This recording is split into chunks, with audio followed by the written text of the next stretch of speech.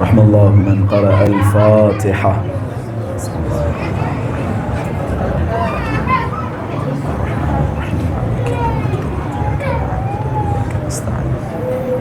الصراط المستقيم صراط الذين أنعمت عليهم غير المغضوب عليهم.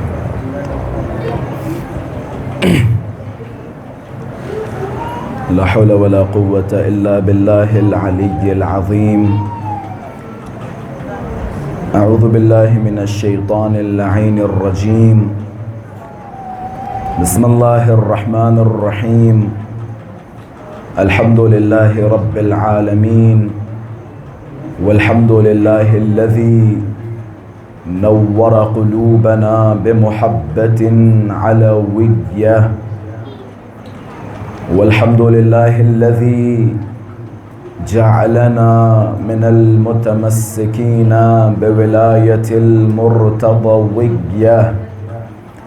والحمد لله الذي فرض مودته على العربية والعجمية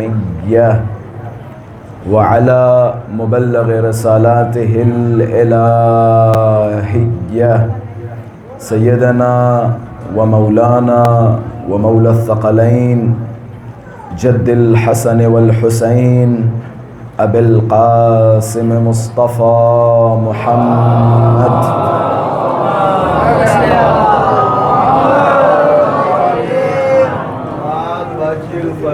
اللهم صل وسلم وزد وبارك على صاحب الدعوة النبوية والصولة الحيدرية والعصمة الفاطمية والحلم الحسنية والشجاعة الحسينية والعبادة السجادية والمآثر الباقرية والآثار الجعفرية والعلوم الكاظمية والحجج الرضوية والجود التقوية والنقابة النقوية والهيبة العسكرية والغيبة الإلهية الحجة القائمية.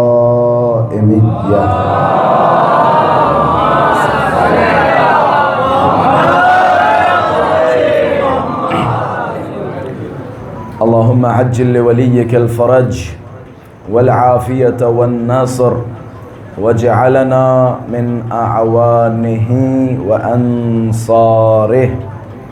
أما بعد، فقد قال الله تبارك وتعالى في محكم كتابه ومتقن خطابه. بسم الله الرحمن الرحيم. الله نور السماوات والأرض، مثل نوره كمشكاة فيها مصباح، المصباح في زجاجة، الزجاجة كأنها كوكب دري يوقد من شجرة مباركة زيتونة لا شرقية ولا غربية يكاد زيتها يضيء ولو لم تمسسه نار، نور على نور، يهدي الله لنوره من يشاء ويضرب الله الأمثال للناس والله بكل شيء عليم. في بيوت أذن الله أن ترفع ويذكر فيها اسمه يسبح له فيها بالغدو والآصال. صدق الله العلي العظيم.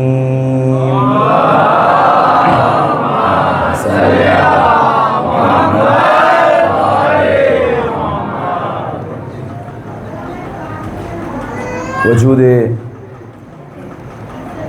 ذی الجود نازنین حضرت حجت عجل اللہ تعالی فرجہ الشریف کی سلامتی اور مولا کے ظہور میں تعجیل، علماء کرام، مراجعین عظام، شیعیان حیدر صفدر اور تمام مسلمین جہان کی سلامتی، اور آپ سب اپنی سلامتی، اہل خانہ کی سلامتی، مراجع کرام کی سلامتی کے لیے باواز بلند صلوات عطیہ فرمائیں۔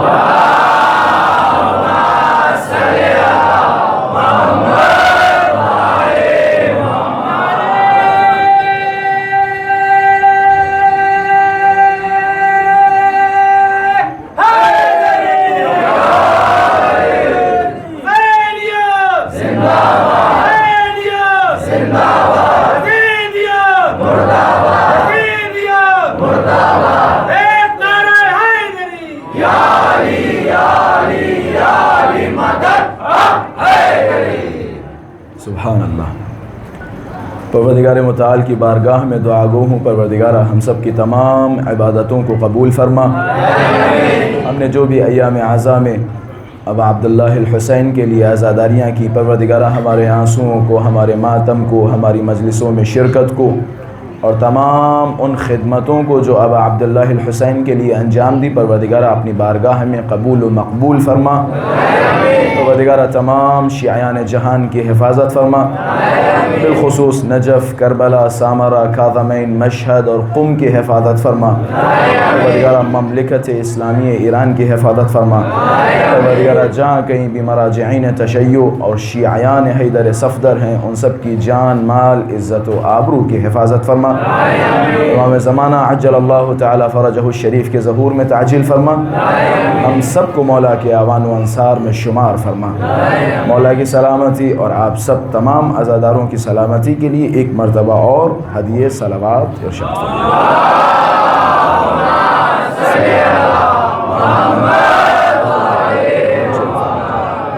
قرآن مجید کی مشہور و معروف آیہ کریمہ کا انتخاب کیا۔ کل بھی میں نے اس آیہ کریمہ کی تلاوت کا شرف حاصل کیا تھا، لیکن وقت نہیں تھا جو اس آیت پہ مزید گفتگو کی جا سکتی۔ نہ میں آپ کے مزاج سے واقف تھا اور نہ آپ ہمارے مزاج سے واقف تھے۔ کل میں نے آپ کا مزاج دیکھا، آپ نے اس حقیر کا مزاج دیکھا۔ ہم نے آپ کے انداز سماعت کو ملاحظہ کیا، آپ نے ہمارے انداز خطابت کو ملاحظہ کیا۔ اب ظاہر سی بات ہے، جان پہچان ہو چکی ہے تو میرا حق بنتا ہے کہ میں اپنی روش پہ آ جاؤں، اس یقین کے ساتھ کہ انشاءاللہ میری باتیں آپ حضرات کے درمیان رائگاں نہیں جائیں گی۔ قرآن مجید کی مفصل آیہ کریمہ کو فی الحال ایک کنارے رکھتے ہوئے دوسری آیت کی تلاوت کا شرف بھی حاصل کیا، جس میں اللہ تبارک و تعالی ایک گھر کا اشارہ کر رہا ہے۔ پہلے اللہ نے اپنے نور کا تذکرہ کیا اور بتایا اللہ نور السماوات والارض، اللہ زمین اور آسمانوں کا نور ہے۔ میری گزارش ہے اگر آوازیں تھوڑی سی ہلکی ہو جائیں تاکہ مجھے زحمت نہ ہو، ایک صلوات پڑھیں محمد و آل محمد کی ذات پر۔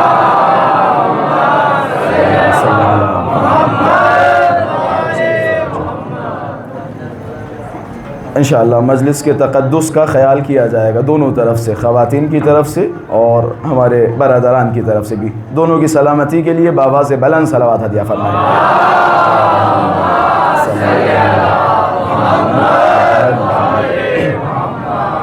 اللہ نے فرمایا اللہ نور السماوات والارض، اللہ زمین اور آسمانوں کا نور ہے۔ پھر اللہ نے اپنے نور کی مثل پیش کی۔ اللہ کی مثل ہوتی ہے، اللہ کی مثل نہیں ہوتی، یہ ہمارے عقیدے کے خلاف ہے۔ اللہ کا مثل نہیں ہو سکتا، لہٰذا اللہ نے اپنی مثل پیش کی۔ مثل اور مثل میں کافی فرق ہے۔ اللہ نے اپنے نور کی مثل پیش کرتے ہوئے فرمایا مثل نورہ کمشکات فیہا مصباح، اللہ کے نور کی مثل یہ ہے کہ جیسے ایک مشکات کہتے ہیں طاق کو، مشکات، اور اس مشکات میں ایک مصباح، ایک چراغ ہے۔ یہ اللہ اپنے نور کی مثل پیش کر رہا ہے۔ اللہ کے نور کی مثل یہ ہے کہ ایک طاق ہے۔ طاق آپ حضرات یقیناً جانتے ہوں گے، یہ جو پرانے ہمارے گھر ہوا کرتے تھے ان میں ایک چھوٹا سا طاقچہ ہوا کرتا تھا، اسے کہا جاتا ہے طاق، جس میں چراغ رکھا جاتا ہو۔ اللہ کے نور کی مثل ایک طاقچے کی طرح کہ جس میں مصباح ہو، چراغ ہو۔ مثل نورہ کمشکات فیہا مصباح، المصباح فی زجاجہ، اور وہ چراغ جو طاق میں رکھا ہوا ہے، وہ چراغ تنہا طاق میں نہیں ہے، بلکہ اس چراغ کی ایک فانوس نگہبانی کر رہی ہے۔ فانوس کسے کہا جاتا ہے؟ فانوس شیشے کو کہا جاتا ہے۔ آپ ماشاءاللہ سے علمی بیانات سننے کے عادی ہیں، تو میرا حق ہے کہ میں علمی اور ڈیپ بیانات آپ حضرات کی خدمت میں پیش کروں۔ اللہ نور السماوات والارض مثل نورہ کمشکات فیہا مصباح المصباح فی زجاجہ، اور وہ چراغ جو طاق میں رکھا ہوا ہے، وہ چراغ تنہا طاق میں نہیں ہے، بلکہ اس چراغ کے لیے ایک فانوس ہے۔ فانوس کسے کہا جاتا ہے؟ زجاجہ کسے کہا جاتا ہے؟ زجاجہ کہا جاتا ہے شیشے کو۔ آپ نے پرانے زمانے کی لالٹین دیکھی ہے؟ ایک چراغ جلتا ہے، اوپر ایک شیشے کا کور ہوتا ہے، اسے کہا جاتا ہے فانوس۔ اس چراغ کی مثال یہ ہے کہ وہ طاق میں ہے اور فانوس اس چراغ کی حفاظت کر رہا ہے جو اس چراغ کو بجھنے نہیں دیتا۔ المصباح فی زجاجہ الزجاجۃ کأنہا کوکب دری یوقد من شجرۃ مبارکہ، اور وہ فانوس جو اس چراغ کی حفاظت کر رہا ہے وہ اس طرح ہے کہ جیسے چمکتا ہوا ستارہ، یوقد من شجرۃ مبارکہ۔ پھر فرما رہا ہے اللہ، وہ چراغ جو جل رہا ہے، وہ چراغ جلتا رہتا ہے، دہکتا رہتا ہے، من شجرۃ مبارکۃ زیتونہ، ایک شجرہ مبارکہ سے۔ سبحان اللہ۔ قرآن مجید میں اللہ تبارک و تعالی نے اہل بیت کی تعریف کی، اہل بیت کی شخصیات کو بیان کیا، لیکن میری نظر میں اس آیت سے بہتر اور اس آیت سے جامع کوئی آیت نظر نہیں آتی کہ جس میں تمام اہل بیت اطہار کو اللہ نے شامل کر کے بیان کیا ہو۔ آیت کی خوبصورتی ہے، یوقد من شجرۃ مبارکۃ زیتونیہ لا شرقیۃ ولا غربیہ، نہ کوئی شرقی ہے نہ کوئی غربیہ ہے۔ یکاد زیتھا یضیء ولو لم تمسسہ نار، شاید یہ شروعاتی مقدمہ تھوڑا سا ٹف ہو، تھوڑا سا ہارڈ ہو، لیکن جیسے ہی نتیجہ بیان کروں گا تو یہ ساری چیزیں روز روشن کی طرح آپ حضرات کی خدمت میں واضح و روشن ہو جائیں گی۔ یکاد زیتھا یضیء ولو لم تمسسہ نار، اس چراغ میں جو تیل ہے وہ دہکتا رہتا ہے، جلتا رہتا ہے، اسے جلانے کے لیے کسی آگ کی ضرورت نہیں پڑتی۔ بغیر آگ وہ چراغ ہمیشہ جلتا رہتا ہے۔ یکاد زیتھا یضیء ولو لم تمسسہ نار، نور علی نور، ایک کے بعد ایک نور ہے۔ وَيَضْرِبُ اللَّهُ الْأَمْثَالَ لِلنَّاسِ، بھائی اللہ کا طریقہ تو یہی ہے، اللہ اسی طرح لوگوں کے لیے مثل بیان کرتا ہے، مثالیں بیان کرتا ہے۔ يَهْدِ اللَّهُ لِنُورِهِ مَن يَشَاءُ، اور پھر اللہ اس نور کے ذریعے جسے چاہتا ہے اسے ہدایت دے دیتا ہے، جسے اللہ چاہے اسے ہدایت دے دیتا ہے۔ واللہ بکل شیء علیم، اور بے شک اللہ ہی ہر چیز کا جاننے والا ہے۔ آیت کا ظاہر سی بات ہے لفظی ترجمہ میں نے نہیں کیا، مفہومی ترجمہ آپ حضرات کی خدمت میں پیش کر دیا۔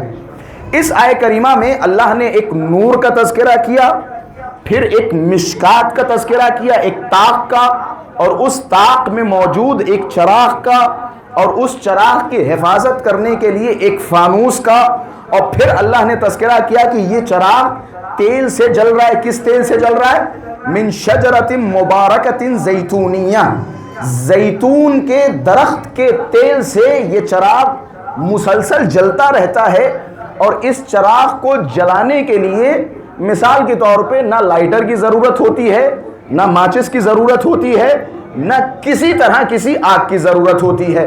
ہمیشہ یہ تیل جلتا رہے گا بغیر اس کے کہ کسی آگ سے اپنے آپ کو مس کرے۔ نور علی نور، ایک نور کے بعد ایک نور ہے، اور اللہ اس نور کے ذریعے جس کی ہدایت کرنا چاہے کر دیتا ہے۔ بھائی اللہ کا طریقہ یہی ہے، اسی طرح اللہ لوگوں کے لیے مثالیں دیتا ہے۔ یہ ہو گئی آیت۔ اس کے بعد والی آیت سے اتنا سمجھ میں آ جائے گا کہ یہ جو پورا نوری کاروان ہے، یہ آخر نوری کاروان رہتا کس گھر میں ہے، یہ واضح ہو جائے گا۔ پھر اللہ فرماتا ہے فی بیوت اذن اللہ ان ترفع ویذکر فیہا اسمہ. کچھ گھر ایسے ہیں، کچھ گھرانے ایسے ہیں کہ جنہیں اللہ نے اجازت دی ہے کہ ان کے گھروں کی دیواروں کو بلند رکھا جائے. سبحان اللہ. آپ کی فکر پہ اور آپ کی سماعتوں پر کچھ گھر ایسے ہیں کہ جنہیں اللہ نے اجازت دی کہ ان کے گھروں کی دیواروں کو بلند رکھا جائے. اچھا جناب، فی بیوت اذن اللہ ان ترفع ویذکر فیہا اسمہ، اور ان گھروں میں مسلسل اللہ کا نام لیا جاتا ہے، مسلسل اللہ کا ذکر کیا جاتا ہے. وَيُذْكَرُ فِيهَا اسْمُهُ يُسَبِّحُ لَهُ فِيهَا بِالْغُدُوِّ وَالْآصَالِ. اور انہی گھروں میں صبح و شام اللہ کی تسبیح پڑھی جاتی ہے. یہ ہو گئی دونوں آیتیں.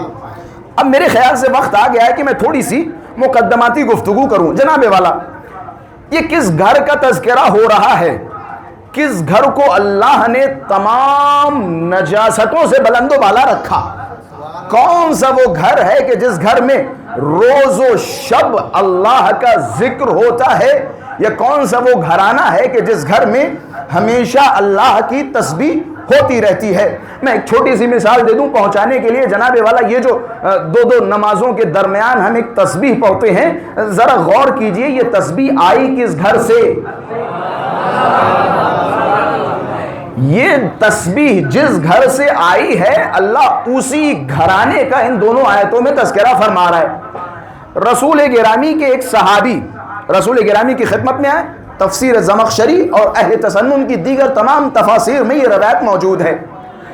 رسول گرامی کے پاس ایک صاحب آئے. بس میں اپنی بات کا یہی سے آغاز کر رہا ہوں، ایک گھرانے کا تذکرہ، کہ جس گھرانے کے ایک فرد کا تذکرہ میں نے کل کیا اور اسی پہ انشاءاللہ آج بھی گفتگو ہوگی. کل زینب علیہ مقام کے علم پہ گفتگو ہوئی جو ابھی تمام نہیں ہوا. انشاءاللہ میں اسی کو کنٹینیو کروں گا ایک مقدمے کے ساتھ.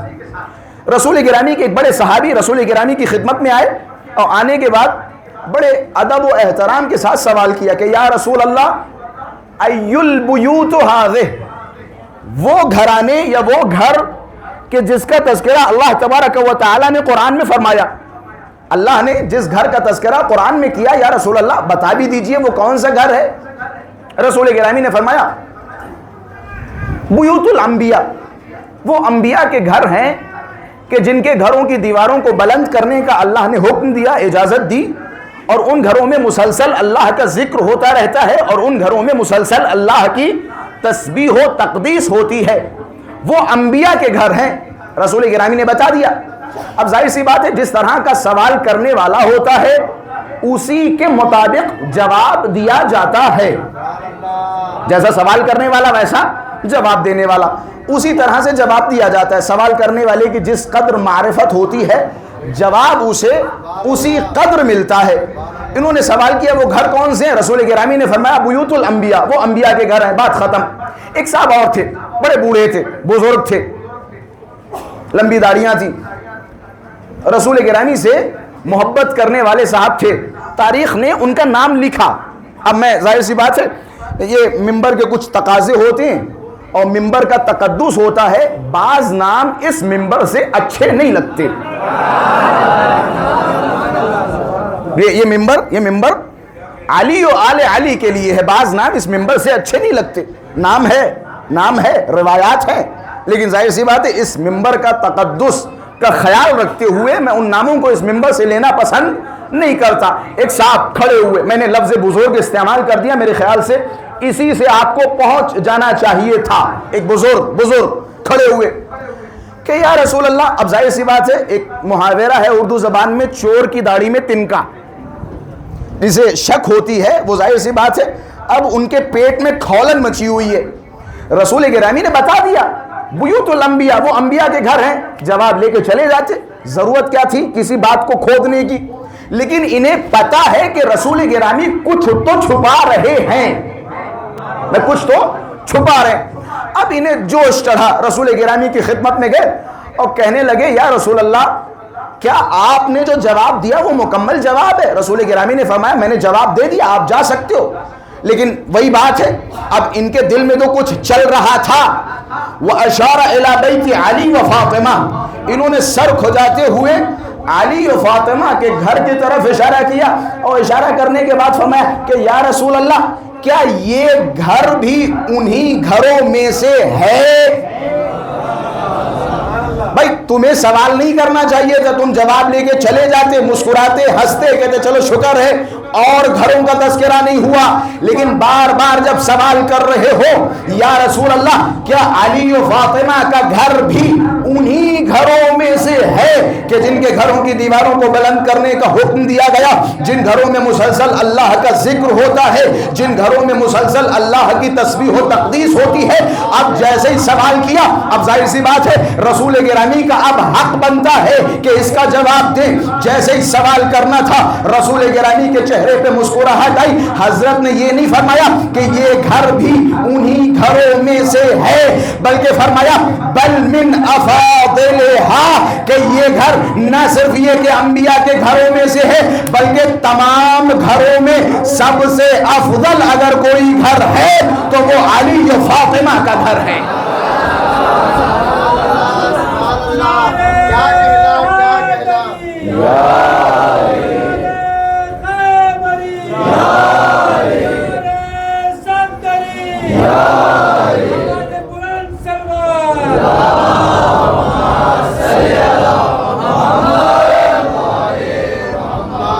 بل من افاضلها، صرف انبیاء کے گھروں میں سے نہیں ہے بلکہ ان تمام گھروں میں اگر سب سے افضل کوئی گھر ہے تو وہ علی و بطول کا گھر ہے، علی و فاطمہ کا گھر ہے۔ یہی وہ گھرانہ ہے کہ جس کی مثال اللہ قرآن مجید میں ایک نور کی مثل دے کے فرما رہا ہے۔ اب آئیے چھٹے امام کی بارگاہ میں، چھٹے امام فرماتے ہیں یہ جو قرآن مجید میں اللہ نے اپنے نور کی مثل دی، میں صرف آیت سے ریلیٹڈ ایک حدیث کی تلاوت کروں گا، پھر انشاءاللہ اپنے موضوع کی طرف، اس گھرانے کے تذکرے کی طرف جسے میں نے موضوع سخن بنایا۔ چھٹے امام فرماتے کہتے اللہ نے اپنے نور کی مثل دی کہ یہ جو اس قرآن کی آیت میں مشکات ہے، المشکات ہی جدتی فاطمہ،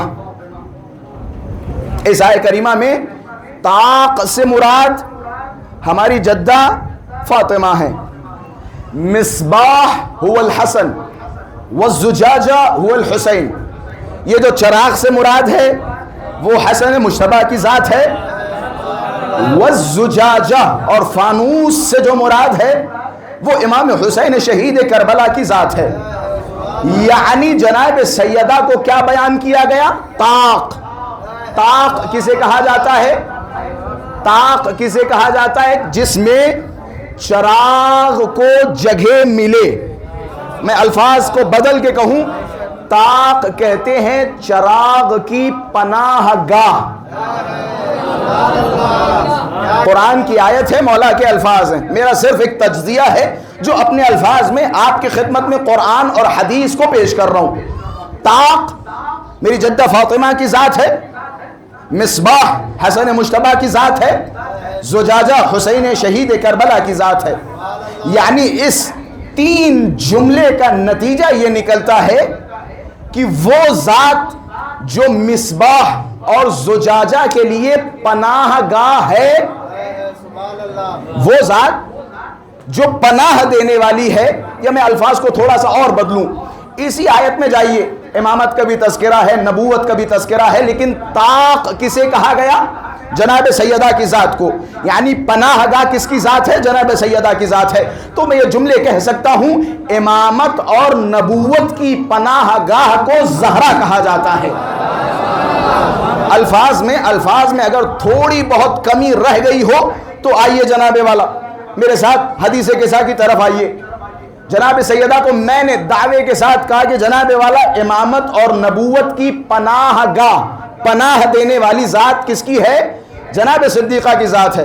آپ کو دلیل چاہیے؟ حدیث قصہ کی طرف آئیے۔ رسول گرامی تھکے ہارے جناب سیدہ کے گھر میں داخل ہوئے اور فرمانے لگے انی اجد فی بدنی ضعفا، اے میری بیٹی فاطمہ میں اپنے بدن میں کمزوری محسوس کر رہا ہوں۔ بھوپال والے سوال کریں گے یا رسول اللہ اگر آپ اپنے بدن میں کمزوری محسوس فرما رہے ہیں تو جائیے کسی ڈاکٹر کے پاس، کسی طبیب کے پاس۔ میں نے پناہ گاہ، منبع یا مأجا کسے بیان کیا ہے؟ جناب سیدہ کی ذات کو بیان کیا ہے۔ ملجا جناب سیدہ کی ذات ہے۔ رسول گرامی جناب سیدہ کے گھر پہ آگے فرما رہے ہیں انی اجد فی بدنی ضعفا، میں اپنے بدن میں کمزوری محسوس کر رہا ہوں، ضعفت محسوس کر رہا ہوں، ہاتھوں کو جوڑوں گا یا رسول اللہ۔ بدن میں کمزوری تھی، ڈاکٹر کے پاس جاتے، طبیب کے پاس جاتے، جناب سیدہ کی چادر کی طرف کیوں آ رہے ہیں؟ جناب سیدہ کی چادر میں کیوں داخل ہو رہے ہیں؟ گویا رسول گرامی بتانا چاہ رہے ہیں کہ زمانے والوں سن لو، جب امامت یا نبوت کمزوری محسوس کرے تو شفا فاطمہ کی چادر سے ملتی ہے۔ مشکات ہی فاطمہ، ملجا پناہ گاہ، امامت و نبوت کی جڑ بنیاد جناب صدیقہ کی ذات ہے۔ جناب صدیقہ کی ذات ہے کہ جس نے نبوت و امامت کو پناہ دی، ایسی پناہ دی، میں نے کل اشارہ کیا تھا کہ رسول گرامی کو یہ کہنا پڑا یا فاطمہ، یا فاطمہ، اے میری بیٹی فاطمہ، انت ام ابیہا یا انت ام ابیک، اے میری بیٹی فاطمہ، تم نے ایسی میری مجھے پناہ دی یا ایسا میرا خیال رکھا کہ آج مجھے کہنا پڑ رہا ہے کہ اے میری بیٹی فاطمہ تم اپنے باپ کی ماں ہو، تم اپنے باپ کی ماں ہو۔ نبوت و امامت کی پناہ گاہ کسے کہا جاتا ہے؟ جناب سیدہ کی ذات کو کہا جاتا ہے۔ جناب والا، آئیے اسی دہلیز پر اس آیہ کریمہ کے اور بھی الفاظ ہیں جو انشاءاللہ آنے والی مجلسوں میں ایک ایک کر کے بیان کرتا چلوں گا انشاءاللہ۔ میں نے تذکرہ کیا ایک گھرانے کا، اور کل میں نے اسی گھرانے کے ایک فرد کا ذکر کیا کہ جسے زینب کہا جاتا ہے، باپ کی زینت، اور انشاءاللہ ان 4 دنوں کی مجلسوں کا موضوع میں کوشش کروں گا جناب زینب سلام اللہ علیہ کی ذات ہی رہے۔ جناب زینب سلام اللہ علیہ کا علم کے لیے بس ایک جملہ کافی، امام جو وحی الہی کے بغیر کلام نہیں کرتا۔ آپ کہو گے جناب ایسی بات؟ جی جناب ایسی ہی بات ہے۔ رسول گرامی نے فرمایا، رسول گرامی کے بارے میں اللہ نے کیا فرمایا؟ وما ينطق عن الهوى ان هو الا وحی یوحا۔ ماشاءاللہ سے یہ مجلسوں کی برکت ہے کہ ہمیں بہت ساری آیتیں حفظ ہو جاتی ہیں، بہت ساری حدیثیں حفظ ہو جاتی، تو یہ بھی آیت میرے خیال سے مجالس کی برکات میں سے ہونی چاہیے اور حفظ ہونی چاہیے۔ رسول گرامی کے لیے کیا فرمایا؟ وما ينطق عن الهوى ان هو الا وحی یوحا۔ یہ رسول اپنی طرف سے کوئی کلام نہیں کرتے، جو بھی کہتے ہیں وہ اللہ کی طرف سے کہتے ہیں۔ یہ بات رسول گرامی کے حق میں ثابت ہے یا نہیں؟ ثابت ہے نا؟ اگر یہ بات رسول گرامی کے حق میں ثابت ہے تو وہی رسول گرامی فرماتا ہے اولنا محمد و اوسطنا محمد و آخرنا محمد، ہمارا پہلا بھی محمد ہے، درمیانی بھی محمد ہے، اور ہماری آخری حجت مہدی بھی ہمارا محمد ہے۔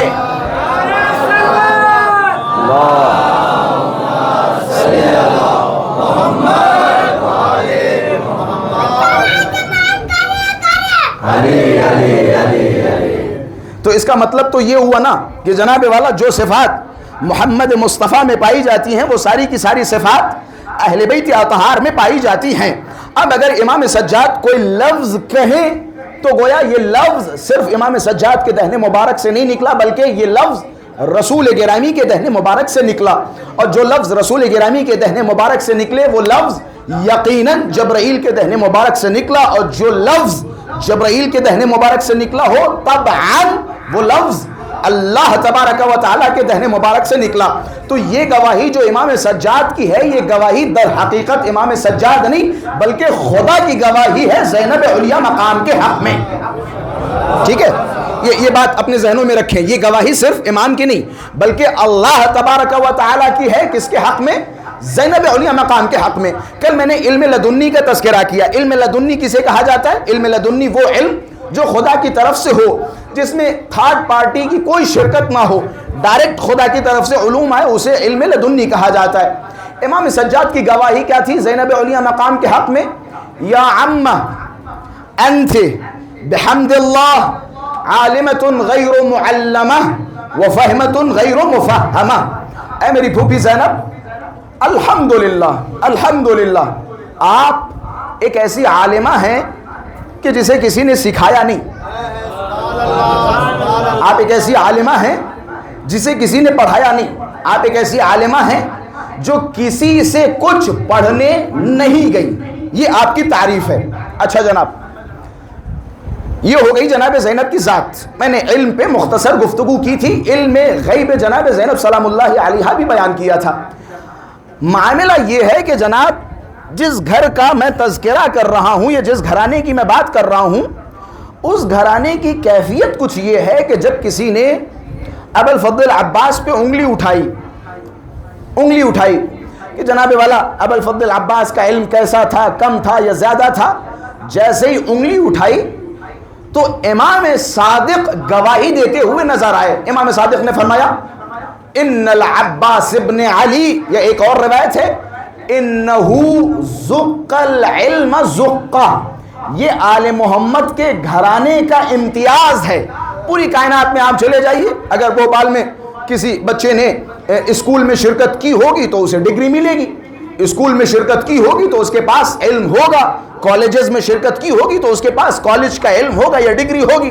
لیکن اگر جناب والا کوئی شرکت نہ کرے، گھر پہ بیٹھا رہے، اپنے کاموں میں مصروف ہو جائے، ڈگری گھر چل کے تو آئے گی نہیں، یا سوتے ہوئے علم نصیب تو ہوگا نہیں. ظاہر سی بات ہے کسی معلم کے پاس جانا پڑے گا، کسی مدرس کے پاس جانا پڑے گا، کسی حوزے میں جانا پڑے گا، کسی یونیورسٹی یا کسی اسکول میں جانا پڑے گا. یہ فطرت انسانی کا تقاضا ہے، یہ نظام کائنات ہے کہ بغیر سیکھے کچھ حاصل نہیں ہوتا. لیکن اس گھرانے کا تذکرہ کچھ جدا ہے. امام گواہی دیتے ہوئے نظر آتے ہیں، کہتے انہو زق العلم زقہ. آپ نے دیکھا ایک پرندہ، ایک چوزا، اس کی ماں یا اس کا باپ کیا کرتا ہے پرندے کا؟ جب چوزا چھوٹا ہوتا ہے تو پرندہ کیا کرتا ہے؟ پرندہ چاروں طرف گھومتا ہے. گھومنے کے بعد اپنی چونچ میں کچھ رزق لے کے آتا ہے. میں زقہ کا معنی سمجھانے کے لیے یہ مثال دے رہا ہوں. زقہ کا معنی سمجھانے کے لیے پرندہ اپنی چونچ میں کچھ آذوقہ لے کے آتا ہے، اور لانے کے بعد وہ جو اس کے چھوٹے چھوٹے سے بچے ہوتے ہیں، چوزے ہوتے ہیں، انہیں فیڈنگ کرتا ہے. فیڈ کرتا ہے. کیسے فیڈ کرتا ہے؟ اپنی چونچ اس بچے کی چونچ میں ڈال کے اپنی حلق کا دانہ اس بچے کی حلق میں ڈالتا ہے. اسے کہا جاتا ہے عربی زبان میں زقہ. اب میرے خیال سے میں اپنی بات صحیح طریقے سے آپ حضرات تک پہنچاؤں گا. مولا کیا فرماتے ہیں؟ انہو، یعنی یہ جو آل محمد کی شخصیات ہیں، زق العلم زقہ، انہیں علم سکھایا نہیں، بلکہ جیسے ہی یہ پیدا ہوتے ہیں انہیں علوم گھٹیوں میں پلائے جاتے ہیں. انہیں علوم گھٹیوں میں پلائے جاتے ہیں، انہیں پلائے جاتے ہیں. یہی وجہ ہے جب کسی نے اشارہ کیا ابوالفضل عباس کی طرف کہ جناب والا مولا عباس اتنے پڑھے لکھے نہیں تھے، نعوذ باللہ من ذالک. مولا عباس شجاع تھے، بہادر تھے، سب کچھ تھے، لیکن اتنے پڑھے لکھے نہیں تھے. تو ایک کیا خوبصورت ایک عالم دین نے مثال دی کہ نبی امام تشریف فرما تھے. آل محمد کے علوم کو سمجھنے کے لیے بس یہی کافی. آپ کے پاس کچھ پہنچا ہو یا نہ پہنچا ہو، روایتیں پہنچی ہوں یا نہ پہنچی ہوں، لیکن اس کا ہرگز یہ مطلب نہیں بنتا کہ ان کے پاس نعوذ باللہ علوم کی کوئی کمی ہے. میرے خیال سے اس سے بہتر مثال کوئی نہیں ہو سکتی، اس سے بہتر مثال کوئی نہیں ہو سکتی. نبی امام کے پاس ابو ہاشم جعفری گئے، امام تشریف فرما تھے، امام گفتگو فرما رہے تھے. ایک سائل آیا، فار ایگزامپل اس نے عربی میں سوال کیا، نبی امام نے عربی میں جواب دیا. پھر ایک سائل آیا، اس نے فار ایگزامپل فارسی میں سوال کیا، امام نے فارسی میں جواب دیا. دیکھیں امام فارسی کے ساتھ آپ والی بھی فارسی جانتے ہیں، آپ گھبرائے نہیں، آپ کی بھی فارسی جانتے ہیں. پھر کوئی صحابہ مثال کے طور پہ دنیا کی مختلف زبانوں میں سوال کرتے رہے، امام اس کا جواب دیتے رہے. ابو ہاشم جعفری کھڑے، شاک ہو گئے، پریشان ہو گئے، تعجب میں پڑ گئے کہ مولا یہ کیا معاملہ کیا ہے؟ جو آدمی آپ کے پاس آ رہا ہے، جس زبان میں سوال کر رہا ہے، آپ اسے اسی زبان میں جواب دے رہے ہیں. مولا نے فرمایا ابو ہاشم جعفری تمہیں تعجب ہے؟ کہ جی مولا تعجب ہے، آپ اتنی زبانوں پہ مسلط ہیں؟ مولا نے فرمایا ٹھیک ہے زمین پہ جھکو۔ ابو ہاشم جعفری زمین پہ جھکے۔ مولا نے فرمایا ایک کنکری اٹھاؤ، ایک چھوٹا سا پتھر اٹھاؤ۔ ابو ہاشم جعفری کہتے ہیں میں نے پتھر اٹھایا، مولا کے ہاتھ پہ رکھا، مولا نے اس پتھر کو لیا اپنی زبان پہ رکھا۔ علم اہل بیت کے لیے یا اولاد اہل بیت کے لیے اس سے بہتر مثال میں دے ہی نہیں سکتا، اور میرے خیال سے اس سے بہتر مثال آپ سن ہی نہیں سکتے۔ امام نے دہن مبارک میں کنکر رکھا، کنکری نکالی، ابو ہاشم جعفری کے ہاتھ پہ رکھی کہ ابو ہاشم جعفری بسم اللہ اس کنکری کو اپنے منہ میں رکھو۔ ابو ہاشم جعفری کہتے ہیں جیسے ہی میں نے اس کنکری کو اپنے منہ میں رکھی فی الفور 70 زبانوں پہ مسلط ہو گیا۔ فی الفور 70 زبانوں پہ مسلط ہو گیا۔ اب میں دیکھیں پوری سماعتوں کا طالب ہوں، اس جملے پہ جو میں بیان کرنے والا ہوں فی الفور 70 زبانوں پر مسلط ہو گیا۔ بھئی قصہ آپ کے حوالے، قصہ آپ نے سن لیا، اب نتیجہ میرے حوالے، نتیجہ میں بیان کروں گا۔ ذرا غور کریں اور سوچیں، وہ جو آل محمد کے بچوں کے اوپر انگلیاں اٹھاتے، ان کے علوم کے اوپر انگلیاں اٹھاتے، ان کے شعور کے اوپر انگلیاں اٹھاتے، ان کے لیے اس سے بہتر مثال نہیں ہو سکتی۔ ذرا سوچو، غور کرو، اگر نوے امام کے پاس کوئی غیر معصوم آئے اور وہ امام اپنا لعاب دہن کنکری کے ذریعے اسے منتقل کرے تو وہ فی الفور 70 زبانوں پہ مسلط ہو جائے، اما اس کے بارے میں کیا کہو گے کہ جس نے پیدا ہوتے ہی علی کی زبان چوسی ہو؟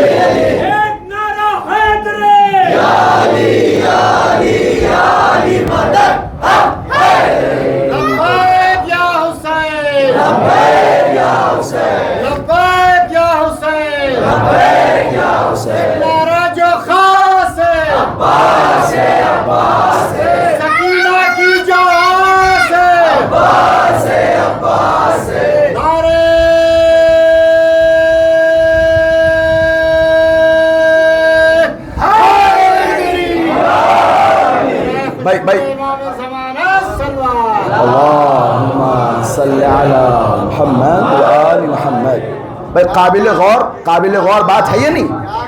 یہ آل محمد کے گھروں کے بچوں کی مثالیں ہیں۔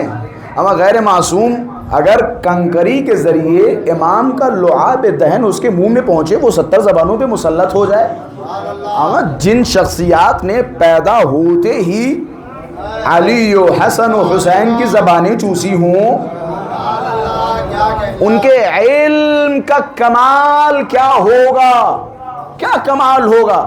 یہی وجہ ہے جو امام صادق گواہی دے رہے ہیں، ان العباس ابن علی زق العلم زقا۔ تمہارے یہاں سکھایا جاتا ہے، ہمارے یہاں علم گھٹیوں میں پلایا جاتا ہے۔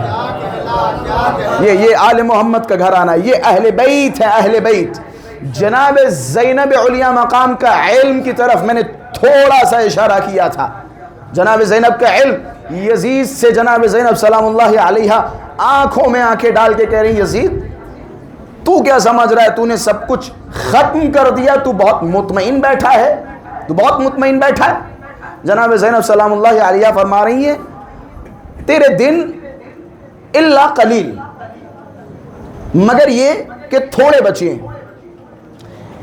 یہ جملہ ذرا سوچیں، 27,000 مربع میل پہ جس کی حکومت ہو، یزید کی حکومت 27,000 مربع میل، یعنی دنیا کا تھوڑا بہت حصہ چھوڑ کے باقی ہر جگہ یزید کی حکومت تھی، سلطنت تھی، ہر جگہ سلطنت تھی۔ اسے جناب زینب سلام اللہ علیہ فرما رہے کھت کئی تک وہ سعیک و ناصب جہدک، جو کوششیں کرنی ہو کر لے، جو منصوبے بنانے ہو بنا لے، جو جال بچھانے ہو بچھا لے، واللہ خدا کی قسم تو ہمارا ذکر مٹا نہیں پائے گا۔ ایک جملہ پھر بعد میں شہزادی فرما رہے، پھر بعد میں شہزادی فرما رہے میں علم غیب جانتی ہوں، میں ثانی زہرا ہوں، میں فاطمہ کی بیٹی ہوں، میں بتاتی ہوں یزید تیرے دن بڑے مختصر بچے ہیں۔ آپ بتائیے کربلا کے بعد یزید کتنے سال زندہ رہا؟ 2.5 سے 3 سال۔ کربلا کے بعد 2.5 سے 3 سال جوان تھا یزید، کوئی بوڑھا نہیں تھا، جوان تھا۔ یہ جناب زینب سلام اللہ علیہا کا علم تھا کہ جس کے تحت جناب زینب نے بتایا کہ تو جلدی جانے والا ہے، تیرے دن بہت کم بچے۔ جب یہ قافلہ شام پہنچا، یہاں سے تھوڑی سی حساس بحث ہے، شاید اس سے عظمت جناب زینب علیہ مقام کا ایک اندازہ ہو سکے۔ جب یہ قافلہ شام پہنچا تو ایک صاحب سعد یا سعید، رسول گرامی کے بہت بڑے صحابی، دوڑتے ہوئے جناب زینب سلام اللہ علیہا کے پاس آئے، سید سجاد کی طرف خطاب کیا اور فرمایا کسی چیز کی ضرورت ہو تو بتاؤ۔ کس سے کہہ رہے ہیں صاحب؟ امام سجاد سے۔ کسی چیز کی ضرورت ہو تو بتائیے، ہم دیں گے۔ ایک مرتبہ کا، دوبارہ کا، جب تیسری مرتبہ کہا تو شہزادی نے جواب دیا۔ ان کا جملہ تھا کسی چیز کی ضرورت ہو تو بتاؤ۔ شہزادی کا جواب بیان کرنے سے پہلے اپنے اس کلچر اور اپنے معاشرے کی طرف آ جاتا ہوں۔ ہمارے یہاں بھی بعض اوقات ہم یہ تصور کرتے ہیں، ہم یہ سوچتے ہیں کہ جناب والا ہم یہ جو چھوٹی موٹی عزاداریاں کر رہے ہیں، چھوٹی موٹی مجلسیں کر رہے ہیں اور چھوٹے موٹے ہم جیسے مولویوں کو بلا لے رہے ہیں، تو تصور یہ ہوتا ہے کہ جناب ہم بہت بڑے کام کر رہے ہیں عزاداریوں کے لیے، ہم بہت بڑا کام کر رہے ہیں۔ گویا ہم یہ سمجھتے ہیں کہ جناب والا ہم امام حسین پہ احسان کر رہے ہیں، ہم امام حسین کے زخموں پر اپنے آنسوؤں کے ذریعے مرہم لگا رہے ہیں۔ بہت فخر ہوتا ہے نا، بہت گھمنڈ ہوتا ہے۔ ان تمام باتوں کو اپنے ذہن میں رکھ کے پھر جناب زینب سلام اللہ علیہا کا جواب سنیے گا۔ جواب کیا ہے کہ شہزادی کسی چیز کی ضرورت ہو تو بتائیے۔ پہلے تو شہزادی نے اپنی حیثیت بتائی کہ ہم کون ہیں اور تم کس سے اس طرح سے خطاب کر رہے ہو، ہم ہیں کون۔ روایت کے جملے، خدا کی قسم قربان جاؤ جملوں پہ، وَقَدْ أَوْمَاتَ إِلَى النَّاسِ أَنِ اسْكُتُوا، شہزادی نے ایک انگلی کا اشارہ کیا، أَنِ اسْكُتُوا، خاموش ہو جاؤ، إِلَى النَّاسِ، تمام لوگوں کی طرف ایک انگلی کا اشارہ کیا، خاموش ہو جاؤ۔ خاموش کون ہوا؟ یہ جناب زینب سلام اللہ علیہا کا پاور بتا رہا ہوں، خاموش کون ہوا ہے، علم بتا رہا ہوں۔ روایت کے جملے کہتے جیسے جناب زینب سلام اللہ علیہا نے اشارہ کیا خاموش ہو جاؤ، وہ گھوڑے جو چل رہے تھے، وہ اونٹوں کے گلوں میں گھنٹیاں جو بج رہی تھی، وہ اپنی جگہ پہ رک گئی۔ کیا کہنا، ہاں تعجب ہے اس سے سخت لفظ روایت کا،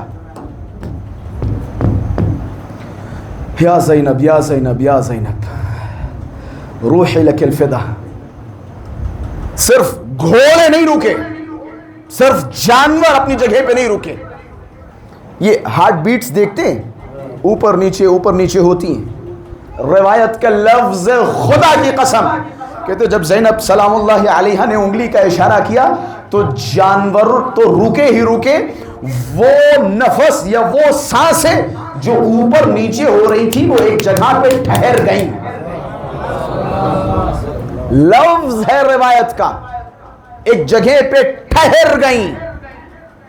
جناب زینب سلام اللہ علیہا کے ایک اشارے سے یہ شہزادی بتانا چاہ رہی کہ ہماری طاقت کیا ہے، ہمارا پاور کیا۔ پھر میسج دیا شہزادی نے، یہ جو کہہ رہے تھے کس چیز کی ضرورت ہو بتائیے ہم آپ کو دیں گے، شہزادی نے خطاب کیا کہ خبردار، ہم قیدی ضرور ہیں لیکن محتاج نہیں ہیں۔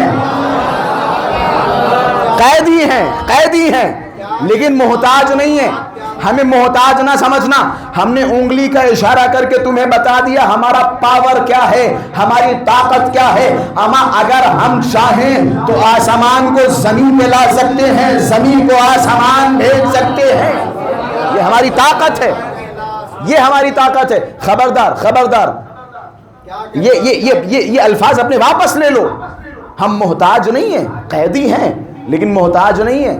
پھر شہزادی نے فرمایا جو میرے خیال سے دنیا کے ہر شیعہ کو غور کرنا چاہیے.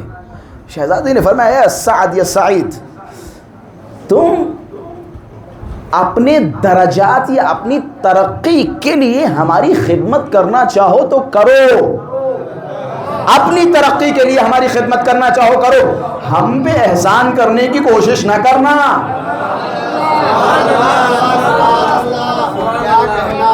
یہ جو چھوٹی موٹی خدمت ہے جناب، بھوپال کی اگر عزاداری ہے تو ہماری وجہ سے ہے، بھوپال کا اگر جلوس ہے تو ہماری وجہ سے ہے، بھوپال کا اگر عشرہ ہے تو ہماری وجہ سے.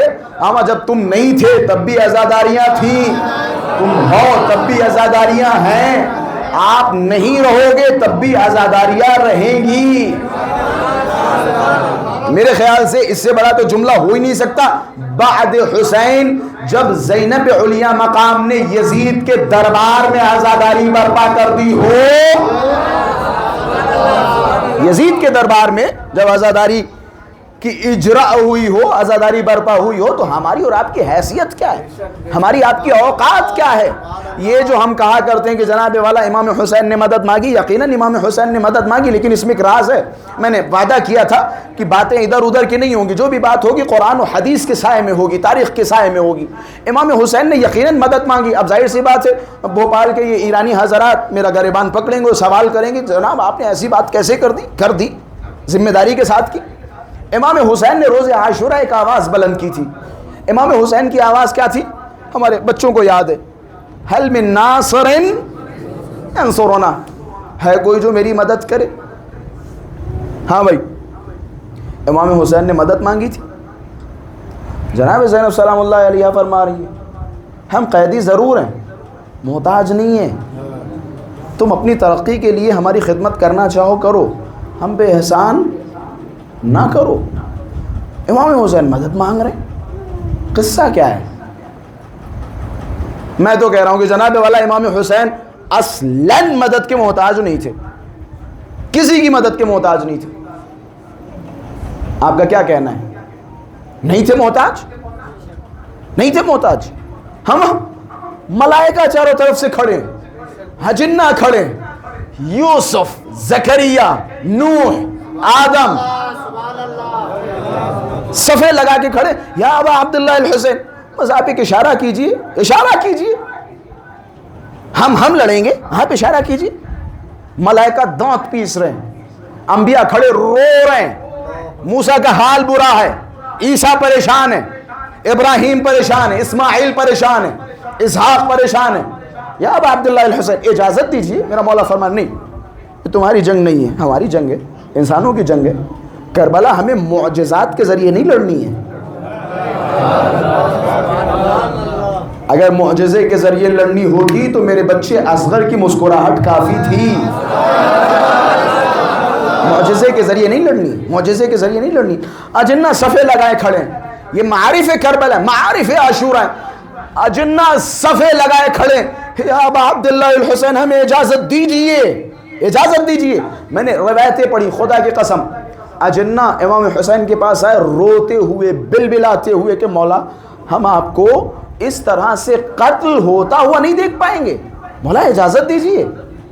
اجنہ نے ایک لفظ کہا کہ مولا یہ جو آپ نے ابھی حکم دیا نا کہ ہٹ جاؤ، لڑو نہیں، جاؤ، اگر یہ حکم امامت نہ ہوتا لخالفناک، تو ہم آپ کی مخالفت کر دیتے. پرابلم تو یہی ہے کہ یہ حکم امامت ہے، ہم مخالفت بھی نہیں کر سکتے، ہم آپ کو اس طرح سے شہید ہوتے ہوئے نہیں دیکھ سکتے. مولا ہم مجبور ہیں، آپ نے حکم امامت فرمایا. جبرائیل عصر عاشور اپنے دونوں پروں کو حسین کے اوپر لہرا رہے ہیں. حسین پیاسا ہے، حسین بھوکا ہے، 3 دن سے پانی نہیں پیا. جبرائیل کا کلیجہ تھرا رہا ہے. جبرائیل اپنے پروں کو پھیلائے حسین پہ سایہ کر رہے ہیں. تلوار چلاتے چلاتے میرے مولا نے جبرائیل کی طرف نظر کی کہ جبرائیل میرے امتحان میں کمی نہ ہونے دے، اپنے پروں کو ہٹاؤ. حسین کا امتحان ہے، حسین کسی کی مدد نہیں لے گا، کوئی غیبی مدد نہیں لے گا. وگرنہ حسین اشارہ کرتے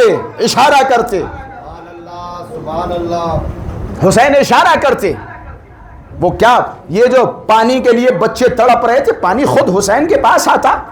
کیا خوب کسی نے کہا پانی تو حضرت شبیر کو درکار نہ تھا، ورنہ خود شمر کے خنجر سے ابلتا پانی خود آتا۔ امام حسین کو ضرور، یہ ہے میرا موقف۔ اب جناب والا سوال، یہ جو امام حسین نے روز عاشورہ آواز استغاثہ بلند فرمائی، هل من ناصر ینصرنا، کون ہے جو اس حسین کی مدد کرے؟ ایک طرف تو آپ فرما رہے حسین محتاج نہیں، دوسری طرف امام حسین روز عاشورہ مدد مانگ رہے۔ اگر جناب زینب سلام اللہ علیہا کا جواب ذہنوں میں ہو، میں قرآن سے سمجھاؤں گا۔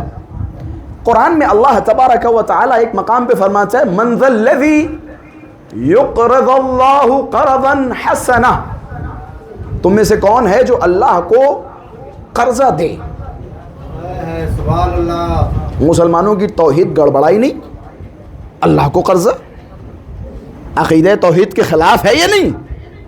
اللہ محتاج قرضہ نہیں ہے، اللہ قرضے کا محتاج ہے؟ اللہ فرما رہے تم میں سے کون ہے جو اللہ کو قرضہ دے؟ یہ قرآن کی آیت ہے۔ اچھا جناب، تم میں سے کون ہے جو اللہ کی مدد کرے؟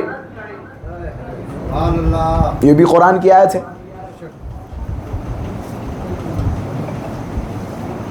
ان تنصروا اللہ ینصرکم ویثبت اقدامکم، یہ قرآن کی آیت ہے۔ اگر تم اللہ کی مدد کرو گے، اللہ تمہاری مدد کرے گا اور پھر تمہیں ثابت قدم رکھے گا۔ بھوپال والے پریشان ہیں کہ مولانا نے پریشان کر دیا۔ میں نے امام حسین کی مدد کا تذکرہ کیا، میں امام حسین کی مدد کو ثابت کرنے کے لیے، ظاہر سی بات ہے اللہ نے جو مدد مانگی، اللہ نے جو قرضہ مانگا، اسے ثابت کرنا پڑے گا۔ میرا موقف کیا تھا؟ امام حسین نے اگرچہ مدد مانگی لیکن امام حسین مدد کے محتاج نہیں تھے۔ اگر آپ نے کہا یہ کیسے ممکن ہے کہ ایک انسان مدد مانگے لیکن وہ مدد کا محتاج نہ ہو، میں نے قرآن کی 2 آیتیں پڑھ دی۔ مسلمانوں، کیا کسی میں ہے دم، کسی میں ہے جرأت جو کہہ دے کہ اللہ مدد کا محتاج ہے؟ جس نے کہا اس کے اسلام کا فاتحہ ہو گیا، رحم اللہ من قرأ الفاتحہ۔ جس نے کہہ دیا کہ اللہ قرضے کا محتاج، اس کا اسلام خطرے میں۔ کہہ دے کوئی توحید کے خلاف ہے۔ اچھا، جب اس طرح کے سوالات ہوتے ہیں تو ان کی گتھیاں سلجھتی کہاں ہیں؟ ہاں، ایک ہی تو دروازہ ہے، اس کے علاوہ تو یہ گتھیاں سلجھنے والی ہیں نہیں۔ وہ الگ بات ہے کہ آپ 50 بت بنا لیجئے، لیکن وقت جب ان پہ بھی آئے تو علی کو یاد کریں۔ وقت جب ان پہ آئے تو وہ بھی علی کو یاد کریں۔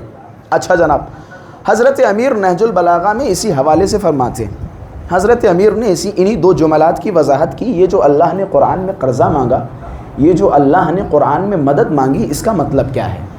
حضرت امیر نے فرمایا مستنصرکم للظلم، اللہ نے جو قرآن میں تم سے مدد مانگی، یہ ذلت اور رسوائی کی بنا پر نہیں مانگی۔ مطلب یہ نہیں تھا کہ اللہ نعوذ باللہ نعوذ باللہ نعوذ باللہ کسی ایسے موقع پہ پھنس گیا ہو اور پھر گئے کہ جلدی آؤ بھوپال والوں ہماری مدد کرو، نعوذ باللہ۔ اللہ نے ذلت و رسوائی کی وجہ سے مدد نہیں مانگی۔ پھر مولا نے فرمایا مستقرضکم من عجز، اللہ نے عاجزی کی بنا پر تم سے قرضہ نہیں مانگا۔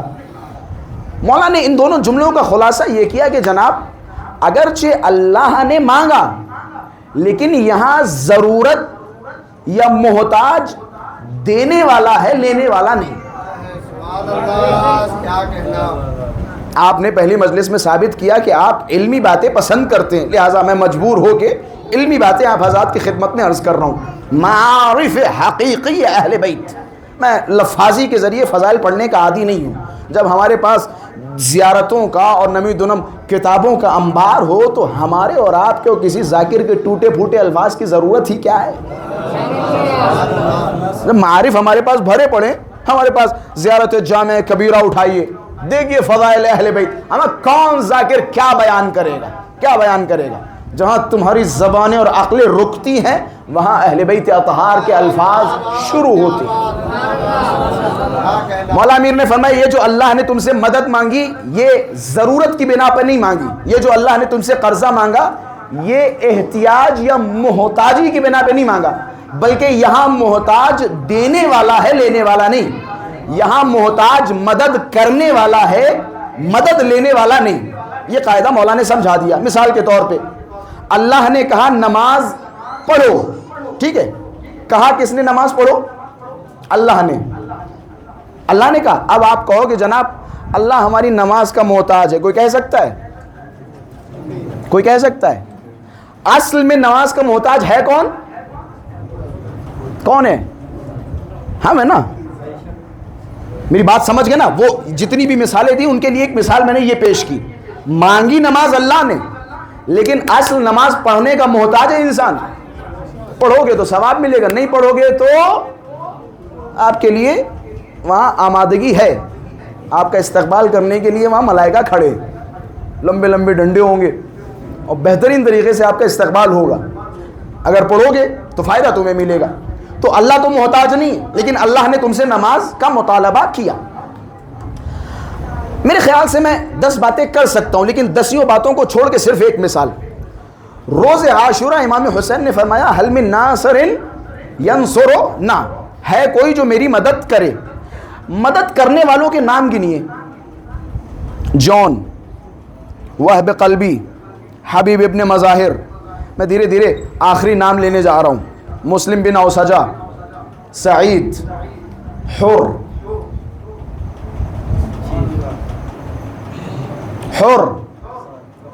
مدد کس نے کی؟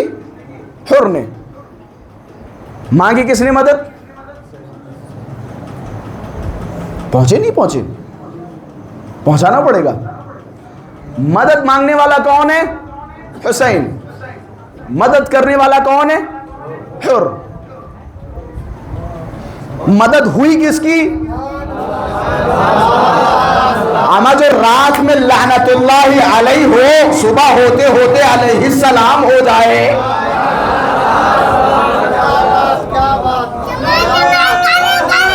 علی علی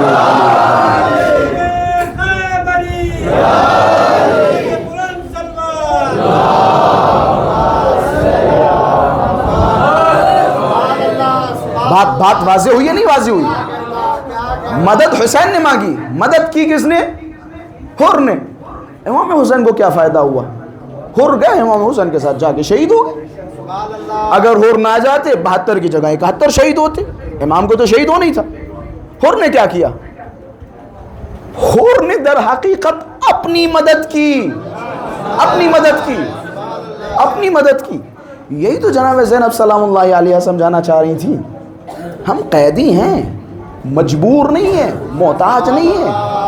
تم اپنی ترقی کے لیے ہماری خدمت کرنا چاہو تو کرو، ہم پہ احسان کرنے کی کوشش نہ کرو۔ تم ہم پہ رو رہے ہو، یہ تصور نہ کرنا کہ امام حسین تمہارے گریے کے محتاج ہیں۔ ٹھیک ہے، ہم مجلسوں میں کہتے ہیں کہ جناب والا شہزادی آنسو لینے آتی ہیں، لیکن ہرگز اتنا سا بھی یہ وہم و گمان نہ ہے کہ جناب والا تمہارے یا ہمارے آنسوؤں کی محتاج ہیں شہزادی۔ یہ تو تمہاری خوش نصیبی ہے کہ تمہارے ان آنسوؤں کو لے کے شہزادی موتیوں میں تبدیل کر دیں، یہ تمہاری خوش قسمتی، وگرنہ امام حسین پہ رونے والوں کی کمی نہیں ہے۔ میرا مولا فرماتا ہے کامل الزیارات ابن قولوی قمی، 1000 سال پرانی کتاب، لکھتے ہیں 4000 ملک عند قبر الحسین شعف وغبر، 4000 ملائکہ امام حسین کی قبر کے چاروں طرف بیٹھے ہوئے ہیں۔ ان کی حالت یہ ہے کہ ان کے کپڑے پھٹے ہوئے ہیں، ان کے کپڑوں پہ مٹی لگی ہوئی ہے۔ یبکون علی الحسین الی یوم القیامہ، جن کا کام صرف یہ ہے کہ وہ قیامت تک امام حسین پہ روتے رہیں، گریہ کرتے رہیں۔ ہمارے تمہارے گریے کی کیا حیثیت، ہمارے تمہارے گریے کی کیا اوقات؟ یہ تو ان کا لطف و کرم ہے، یہ ان کی عطا ہے، یہ ان کی نظر رحمت ہے جو تمہارے ان آنسوؤں کو وہ قبول کر رہے ہیں۔ میں نے شاید اسی سال عشرے میں بھاؤ نگر میں مثال دی تھی. آپ سوچیں امام حسین آپ کے اس گریے کو کس حد تک پسند کرتے ہیں. خدا نہ کرے ہمارے یہاں کسی کا انتقال ہو جائے, کوئی صاحب, کوئی ریلیٹیو, کوئی رشتہ دار جا کے کھڑے ہو جائیں, جب رونا نہ آتا ہو, آنکھوں میں آنسو نہ آتے ہوں, چاروں طرف دیکھیں اور سر جھکا کے چلا کے رونے لگے, ہائے فلاں صاحب چلے گئے, فلاں صاحب مر گئے, ہائے فلاں صاحب کے ساتھ یہ ہو گیا, چلانے لگے, آنسو نہ آتے ہوں, تو پڑوسی کھڑا جوان دوسرے کے کان میں کہے گا میں دیکھ رہے ہو کتنی ریاکاری کر رہا ہے. ایسا ہے یا نہیں؟ رونا نہ آ رہا ہو اور زبردستی کوئی انسان رونے کی کوشش کرے تو پڑوس میں کھڑا بچہ کہے گا دیکھو ریاکاری کر رہے, فلاں صاحب یا مرحوم کے صاحب خانہ کو دکھانے کے لیے آنسو بہانے کی کوشش کر رہے ہیں, رونے کی کوشش کر رہے ہیں. ہم یہی کہیں گے نا کہ فلاں صاحب ریاکاری کر رہے ہیں, یہی کہتے ہیں نا. قربان جاؤں حسین کی رحمت پر, دنیا جسے ریاکاری کہتی ہے نا, امام حسین فرماتے ہیں آؤ ہم تمہیں اس کا بھی ثواب دیں گے. رو, اگر رونا نہ آتا ہو تو رونے جیسا منہ بناؤ, ہم تمہیں اس کا بھی ثواب دیں گے. یہ ہے ان الحسین مصباح الہدی و سفینۃ النجاہ. حسین ہدایت کا چراغ ہے, نجات کی کشتی ہے. حسین کی کشتی میں جو سوار ہوا اسے نجات جلدی ملے گی. میں نے تذکرہ حسین کی ہمشیرہ, حسین کی بہن کہ جس نے اپنی ماں کی طرح اپنے بھیا کا دامن نہیں چھوڑا. جس طرح سے شہزادی فاطمہ عمر بھر مشقتوں کا سامنا کرتی رہیں, لیکن ان کے لبوں پہ ایک جملہ تھا, ما ترکناک یا ابن الحسن.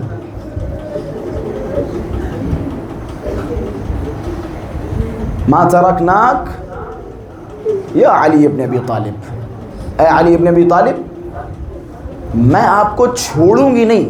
یہ کس کا نعرہ تھا؟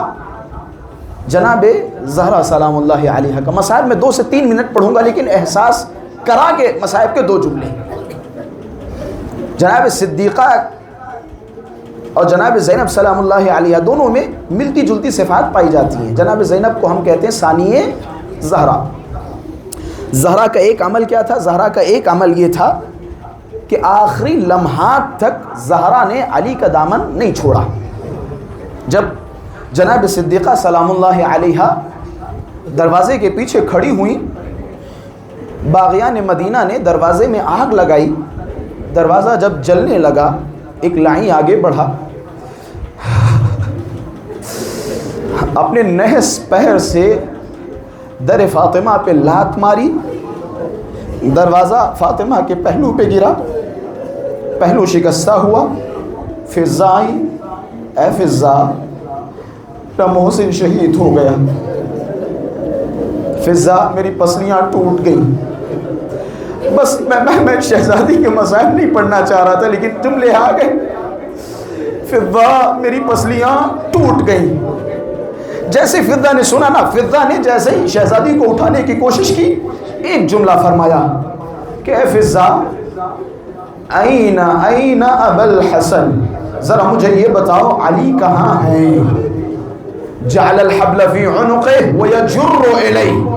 فضا نے جیسے ہی بتایا نا, شہزادی علی کے گلے میں رسی ڈال کے لعیں کھینچتے ہوئے لے گئے. روایت کے الفاظ ہیں, زہرا اپنی جگہ سے کھڑی ہوئی, پہلو شکستہ ہے, محسن شہید ہو چکا ہے. ایک ماں سے بہتر کوئی نہیں سمجھ سکتا جب اس کا بچہ اس کے شکم میں شہید ہو جائے, وہ بھی ظلم و زیادتی سے. زہرا نے اپنے شکم پہ ہاتھ رکھا, دوڑتی ہوئی علی کے پیچھے پیچھے گئی. روایت کے الفاظ ہیں علی کی ابا کے دامن کو پکڑ لیا. میں آہستہ پڑھ رہا ہوں لیکن آپ زہرا کو پرسا دیں. ابا کے دامن کو پکڑ لیا, لائی چھڑانے کی کوشش کر رہے. زہرا کی زبان پہ بس ایک جملہ ہے, میں ابا الحسن کو نہیں چھوڑوں گی, ابا الحسن کو نہیں چھوڑوں گی. روایت کے جملے ہیں, مغیرہ آگے بڑھا, مغیرہ نے تازیانہ اٹھایا, زہرا کے ہاتھوں پہ مارنا شروع کیا. یہی وجہ ہے جب آخری لمحات امام علی غسل دے رہے تھے, کیا دیکھا؟ زہرا کا ہاتھ شکستہ ہے. ارے امام حسن نے بتایا, اے میرے بابا, میں نے دیکھا میری ماں کے ہاتھ پہ.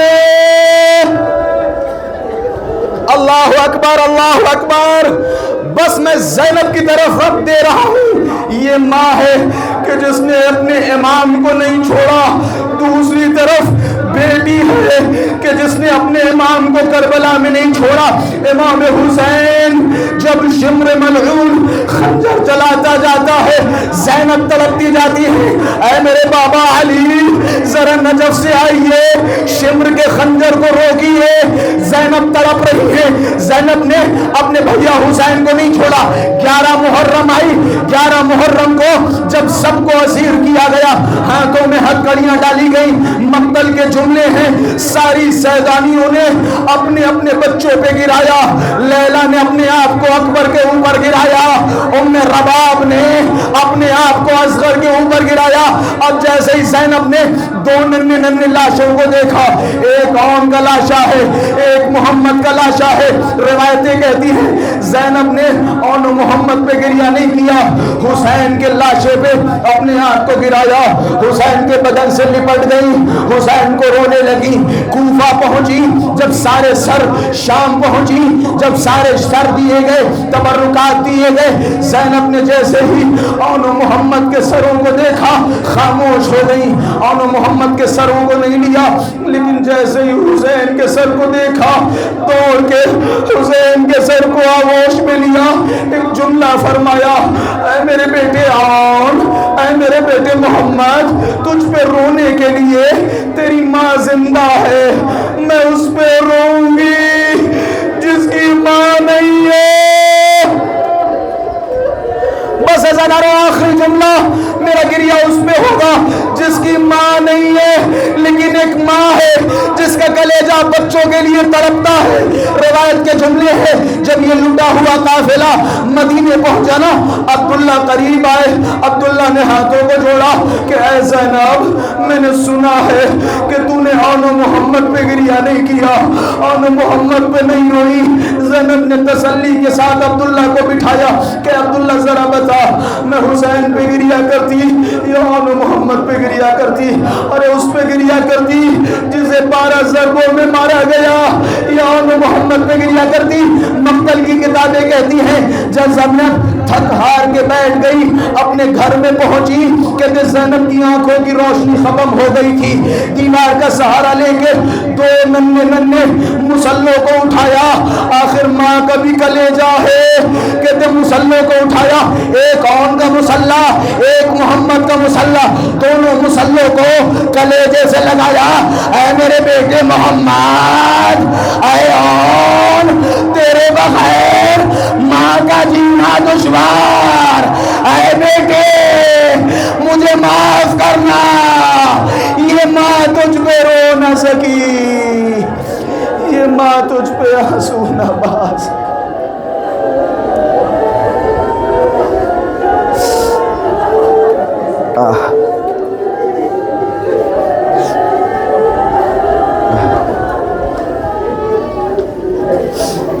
ألا لعنة الله على القوم الظالمين. إنا لله وإنا إليه راجعون. رضا بقضائه وتسليما لأمره. اللهم كن لوليك الحجة ابن الحسن صلواتك عليه وعلى آبائه في هذه الساعة وفي كل الساعة وليا وحافظا وقائدا وناصرا ودليلا وعينا حتى تسكنه أرضك طوعا وتمتعه فيها طويلا. ربنا تقبل منا إنك أنت السميع العليم. مات حسين.